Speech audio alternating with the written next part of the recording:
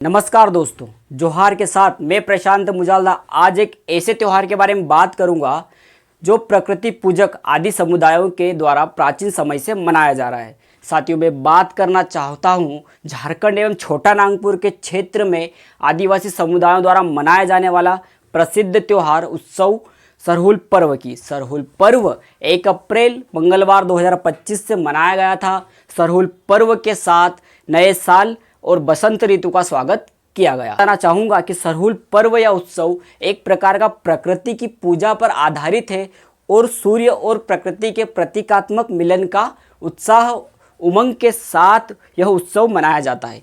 प्रकृति पूजक आदि समुदाय की मान्यता के अनुसार सरहुल पर्व में साल के वृक्ष की पूजा की जाती है। साल के वृक्ष का यहाँ विशेष रूप से पूजा की जाती है। इस वृक्ष का विशेष महत्व होता है। आदि समुदायों की ऐसी मान्यता है कि साल के वृक्ष में उनके देवी देवताओं का वास होता है। साल का वृक्ष गांव को प्राकृतिक आपदाओं से सुरक्षा प्रदान करता है, गांव की रक्षा करता है। ऐसी मान्यता इन जनजाति समुदायों में है। सरहुल पर्व में अच्छी फसलों के लिए कामना की जाती है। इसके अलावा मौसम की भविष्यवाणी भी की जाती है। सरहुल पर्व में आदि समुदाय पहले से ही अनुमान लगा लेता है कि इस बार वर्षा किस दिशा से होगी, कितनी होगी। सरहुल पर्व में इस बात का भी जानकारी प्राप्त की जाती है कि सरहुल पर्व के अनुसार आदि समुदायों के द्वारा निश्चित तारीख में उपवास किया जाता है। सरना स्थल पर 2 घड़े में पानी भरकर रख दिया जाता है। सरना स्थल मतलब वह स्थान जहाँ पर अनुष्ठान किया जा रहा है। उसके दूसरे दिन पूजा पाठ की जाती है।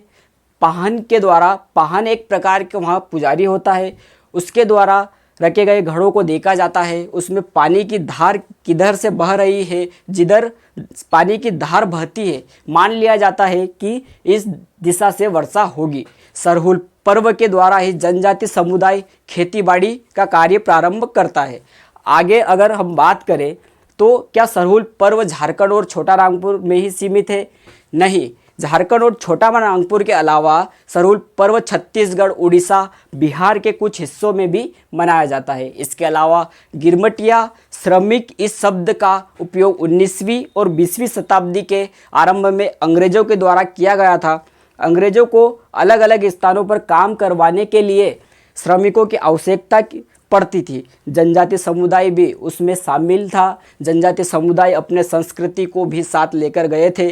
परिणाम स्वरूप नेपाल, भूटान, असम, अंडमान निकोबार द्वीप समूह के साथ साथ बांग्लादेश में भी सरहुल की झलक देखने को मिलती है। यह बात अलग है कि अलग अलग जनजाति समुदायों के द्वारा इसे अलग अलग नाम से पहचाना जाता है। संताल हो में इसे बाहा कहा जाता है। मुंडा जनजाति में बा पोरोप कहा जाता है। खड़िया जनजाति में इसे जंकोर कहा जाता है। उराव जनजाति में सरहुल को खद्दी कहा जाता है।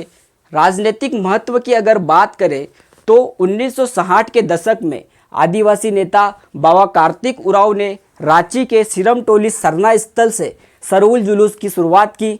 आदिवासी समुदाय की पहचान और अधिकारों के लिए एक प्रमुख मंच दिया।